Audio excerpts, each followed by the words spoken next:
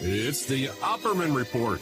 Join digital forensic investigator and PI Ed Opperman for an in-depth discussion of conspiracy theories, strategy of New World Order resistance, high-profile court cases in the news, and interviews with expert guests and authors on these topics and more. It's the Opperman Report. And now, here is investigator Ed Opperman. Okay, welcome to the Opperman Report. I'm your host, private investigator Ed Opperman. You can find me at Opperman Investigations and Digital Forensic Consulting, either through my website, emailrevealer.com, or you can just email me directly at oppermaninvestigations@gmail.com. Now, if you like our show, be sure and check out our Patreon. All the stuff you hear Monday to Friday, AM/FM radio, you can hear on Patreon with the ads, the commercials cut out. So if you miss a show, they're all there up on Patreon. And also, too, exclusive content. We just did a show about Natalie Wood, about the death of Natalie Wood, with that investigative reporter we've had on here several times. Our archives are always free. You go to Spreaker.com. All the archives are up there. I do a live show every Friday night, 8 p.m. And also, too, there's a chat room, and you get an email notification anytime we put up new content there at Spreaker.com. Very interesting show today. We have a former radio host called Rick Emerson. Now, you could find him at rickemerson.com or on Instagram or Twitter at Rick Emerson. And he's written a book about that book we all read when we were kids in high school, Go Ask Alice. The book is called Unmask, Alice. The truth is stranger than nonfiction. And it turns out that what we all thought about this book may not be 100% true. So, Mr. Rick Emerson, are you there? Ellie, hello. How are you? I'm good, man. Thank you so much for such short notice. Now, tell us about yourself. Before we get into the whole book, Unmask Alice, tell us, who is Rick Emerson? Rick Emerson is a long time, but now former, radio employee, as you say. I started as a DJ when I was a teenager, and spent a long time playing, records by, the Shondells and the Temptations, and then Garth Brooks, and then whatever else, the came down the pike, and eventually branched out and did, some sort of pop culture talk radio stuff, and I've done also some small and moderately successful TV appearances. So I've done a lot of different things, but this is my second book. I wrote a book in 2011 called Zombie Economics. I co-wrote it, actually. Co-wrote a book with my friend Lisa Desjardins. And then this book is my second, and it just came out a couple weeks ago. So that is what I've been doing for the last several years. Oh, that's fascinating, because I just coincidentally stumbled upon you there. So it just came out. Unmask Alice, Truth is Stranger Than Nonfiction. Now, I never read the book, but I remember the TV show. There was a movie about this, which I loved. Andy Griffith was in it, I loved it as a teenager. I'm about 10 years older than you. So, now, first of all, how did this book come across your attention? The book Go Ask Alice? Yeah. So I, like a lot of people, I discovered Go Ask Alice in high school, and I was about 14, and I walked into the high school library, and it was sitting on the just returned shelf, and I looked at it, and then I saw the cover, and the cover is this girl, and her face is in half shadow. And, and it had these 8 magic words. It said, Go Ask Alice, a real diary by Anonymous. And I thought, well, that's intriguing. And, and it's one of those things where it's, you're never supposed to read somebody else's diary. You're never, it just seems that's a social taboo that we all know. And yet here was this book that was positioned as a real diary. And, and it was not only being put out there as something that, we could read, but it was being presented as something we should read, because there were all of these, glowing quotes about what a crucial and important book it was. And I took it home and I read it. I think I read it twice back to back. I think I read it, and then turned to the front page and read it all the way through again. And it really made a pretty strong impact on me, as it did with a lot of people.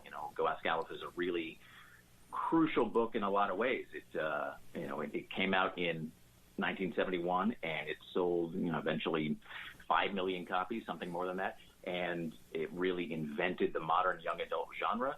And it was translated into 16 languages with an Emmy-nominated TV movie, and it really helped to solidify, I think, a lot of feelings about the war on drugs, especially among older people. And I didn't know a lot of that at the time. I just knew that it was this diary, supposedly, of this dead girl, and it was really, to my teenage self, it was really gripping. Yeah, and me too. It had a huge influence. The movie did, at least, And my sister read the book. I remember that, and it had a huge influence on her life. So then, how did it come to your attention then that things weren't as cut and dried as we thought they were? I think, like a lot of people, those suspicions developed over time. I mean, it's for people who have discovered that book recently, or maybe found it later in life. A lot of people now just assume that Go Ask Alice is fake, but that was certainly not the opinion at the time, and not when it came out. When Go Ask Alice came out, probably 90% of the news coverage was treated it as though it was absolutely genuine, absolutely authentic, and it was later, the doubts sort of surfaced about it, and by the time we got to the year 2000, 2005, it was closer to maybe 50-50 or 60-40, with people thinking, well, this is just anti-drug propaganda, or this is just something that's been whole cloth manufactured to push an agenda. And what I eventually concluded, I don't know where I got this idea, but the conclusion that I eventually came to was that I somehow landed on this theory that it had been created as as a partnership between the Nixon administration and like a Madison Avenue advertising agency. I somehow thought that was my sort of scenario for it. I thought, well, the Nixon administration recruited like a Don Draper type, a sort of BBD&O company, to create this book and to then circulate it under the guise of being a diary as part of the war on drugs. And as it turns out, that was, maybe 20% correct, but the rest was not what I expected. But in terms of the clues, or what made me sort of think that, it was, there's a lot of things. If you read Go Ask Alice, again, it's presented as this authentic diary of this dead girl, and but there are things that don't really make sense. And one of them is, for example, a lot of the book, or a lot of the diary rather, is, it's sort of the cautionary tale of this girl who's lured into drug use and then runs away from home and gets clean and relapses, and gets clean and relapses, and then she finally dies at 17 and leaves behind her diary, which is turned into Go Ask Alice. But if you read her diary, she does, for one thing, this sort of reverse evolution of her drug taking, where she starts with LSD, and then she's taking tranquilizers and speed, and she's even shooting up, and only then does she finally decide to try marijuana, which is kind of a progression of drugs that most people, I think, don't have. I don't think most people shoot up before they smoke pot. And there are some other things that don't quite make sense. I mean, at one point, she suffers this drug-induced breakdown, lands in a psych ward, basically in a mental hospital, and yet she's still making diary entries. And I think eventually some people thought, well, if you're in a psych ward, and especially if you're there because you might be considered a danger to yourself, are they really going to give you not just a diary, but a pen within easy reach to write with? So a lot of those things didn't ring true, but because that book came out labeled, it eventually was labeled a real diary, and because it was not just a diary, but the diary of this dead girl, I think there was a real reluctance on the part of the press to really push the issue. I think a lot of the press, they didn't want to be seen to be stomping on the writing of this dead teenage girl, and so there was sort of a reluctance to push too hard, if that makes sense. God, it's interesting when you point out those little flaws. You're right. Yeah, they do kind of jump out at you, on second glance. So now it's come out that this woman, Beatrice Sparks, who's a former counselor, some type of Mormon church counselor, is the one who wrote these books. And now, how did that come to light? So she in 1977, because when the book first came out, when Go Ask Alice came out, there was no real adult presence on the book at all. In other words, it didn't say edited by so-and-so. It didn't have, the copyright just said copyright Prentice Hall, which was the publisher. There was no real indication of who else was involved in this book. But then 6 years later, in 1977, she gave an interview to a paper in Provo, Utah, the Provo Daily Herald, and effectively outed herself as, quote, the editor of this book. And the backstory she gave was that she'd met this young girl, that we all call Alice. The backstory she gave was that she'd met this girl and that they'd become friends and had made this connection. And then once Alice, when Alice died, that Beatrice Sparks, inherited or acquired her diaries from her parents probably, and thought, well, this story could really help people if I really edit this, and put it out there. It could really make a difference with people.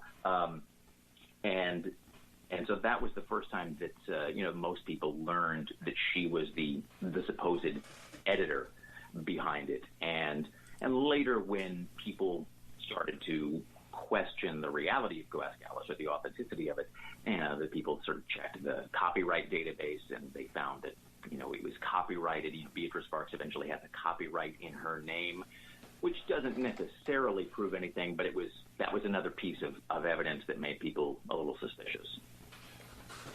So now, as you investigated this and you looked into this, did you find any connections like to the Nixon White House as you theorized there?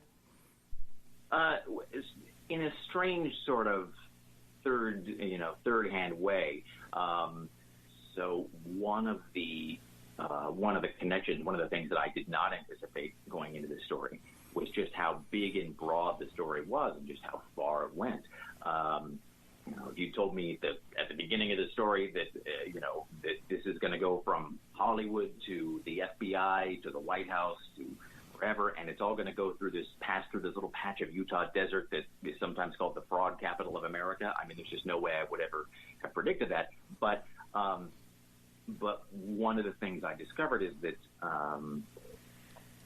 Go Ask Alice was published by this company, Prentice Hall, and Prentice Hall became aware of the book. One of the reasons that they agreed to publish it was that it was recommended to them by Art Linkletter, because Art Linkletter had been himself, he was a best-selling author and was a major celebrity at the time, and he, effectively was a go-between and sort of got the book in front of them.